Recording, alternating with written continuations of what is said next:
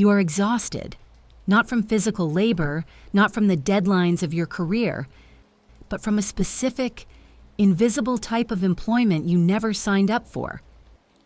You have become an emotional architect for a structure that was never meant to hold you, a man's ego.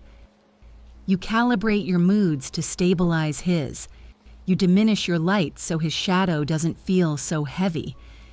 You offer praise like a sacrifice to a volatile god, hoping that if you feed him enough validation, he will finally feel full, and you will finally be safe. But here is the cold, hard truth about the ego. It is a black hole. It has no bottom. It defies the laws of physics. The more you feed it, the hungrier it becomes.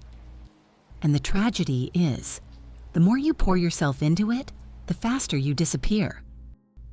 Today we are going to sign your resignation letter. We are going to discuss the Stoic art of withdrawing your supply and the massive cost of your silence. Let's analyze the mechanism. Why do intelligent, powerful, brilliant women fall into the trap of servicing a man's self-esteem? It is not just because you are empathetic. It is because you were trained for this. Since childhood, you were likely conditioned to be the good girl, the peacemaker, the emotional shock absorber for the family. You learned that your value depends on how comfortable you make others feel. You perceive his insecurity not as a defect, but as a wound that needs healing. You think, if I show him how wonderful he is, he will believe it. This is a fundamental error in logic. You are trying to fill a bucket that has a hole in the bottom. You are projecting your own capacity for love onto someone who is only looking for a mirror to admire himself. External validation cannot cure internal emptiness. It acts like a painkiller, not a remedy. When you constantly reassure him, laugh at his unfunny jokes, or walk on eggshells to avoid triggering his fragility, you are not helping him. You are enabling a dependency. You are creating a monster that requires a daily dosage of your life force just to function. You have become a battery for a man who refuses to generate his own power. Stoicism teaches us to distinguish between what is within our control and what is not. His self-image, his mood, his demons are entirely outside your control. Yet you have made it your life's project. This is a violation of your own sovereignty. You are bankrupting your own emotional treasury to fund a business that is destined to fail. There are 3 specific ways you are feeding his ego right now, without even realizing it. First, the cheerleader. You overpraise basic decency. He washed a dish, you applaud. He went to work, you celebrate. You treat his normal adult responsibilities as heroic acts, inflating his sense of importance for doing the bare minimum. By doing this, you lower the bar so much that he can step over it without lifting a foot. Second, the defender. When he fails or behaves badly in public, you rationalize it for him. You become his PR manager, spinning the story so he doesn't have to face his own incompetence. You protect him from the consequences of his own actions, robbing him of the chance to learn. You absorb the shame that belongs to him, leaving yourself heavy and him strangely light. Third, and most dangerous, the reactor. The ego loves reaction, positive or negative. It doesn't care. If he provokes you and you scream, cry, or write long paragraphs explaining your feelings, you have fed him. You have shown him that he has the power to disrupt your internal state. To a fragile ego, your pain is just as tasty as your praise. It confirms his significance. I hurt her, therefore I matter.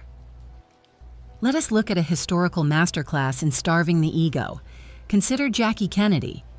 She lived alongside one of the most powerful, charismatic, and notoriously unfaithful men in history. Did she beg for his attention?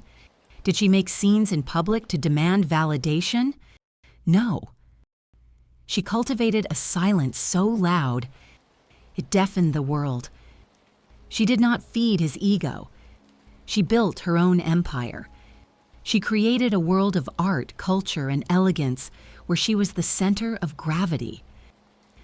When she stopped trying to be merely his wife and became the icon, the dynamic shifted. She didn't fight him. She simply existed, completely whole, with or without his gaze. This is the ultimate power move, not aggression, but detachment. So how do you apply this in your real life? How do you stop feeding the beast without ending the relationship immediately? You enter the phase of strategic withdrawal. You are going to initiate a famine. Technique number 1, the neutral observer. When he starts boasting or fishing for compliments, do not give him the high energy response he expects. Do not be mean. Be neutral. Use phrases like, "That's interesting," or "I see you're happy about that." You strip your voice of the emotional sugar. You are no longer his mother looking at his drawing. You are a peer acknowledging a fact. Technique number 2, the gray rock of silence. When he provokes you, when he tries to trigger guilt or insecurity, visualize yourself as a gray rock on the shore. The waves crash over you, but the rock does not react. It does not argue with the ocean. He says something hurtful? Pause. Look at him for 3 seconds. Then go back to what you were doing. No defense, no counterattack. Silence is the loudest scream. It tells him, "Your opinion of me does not change my opinion of myself." Technique number 3, redirect the resources. Every time you feel the urge to fix his mood, physically stop yourself. Take that energy and invest it in your own asset column. Read the book, do the workout. Pour that glass of wine for yourself, not him. You must understand that your energy is currency. Stop spending it on a bad investment. Warning: when you stop feeding his ego, he will panic. He might get angry. He might act out even more. Psychologists call this an extinction burst. It means the tactic is working. He is realizing the free buffet is closed. He might try to make you feel guilty, saying you have become cold or distant. Do not apologize for your boundaries. Do not confuse his loss of control with your lack of love. Deep down, you are afraid to stop. You are afraid that if you stop feeding him, he will leave. But ask yourself, what are you keeping? You are keeping a man who only stays because he is being served. That is not a partnership. That is a hostage situation. And you are both the hostage and the negotiator. It is time to walk out of the room. Imagine what happens when you fully stop. Imagine the silence. When he boasts and you don't applaud, just observe. When he provokes and you don't explode, just breathe. When he needs validation and you don't rush to save him, just exist.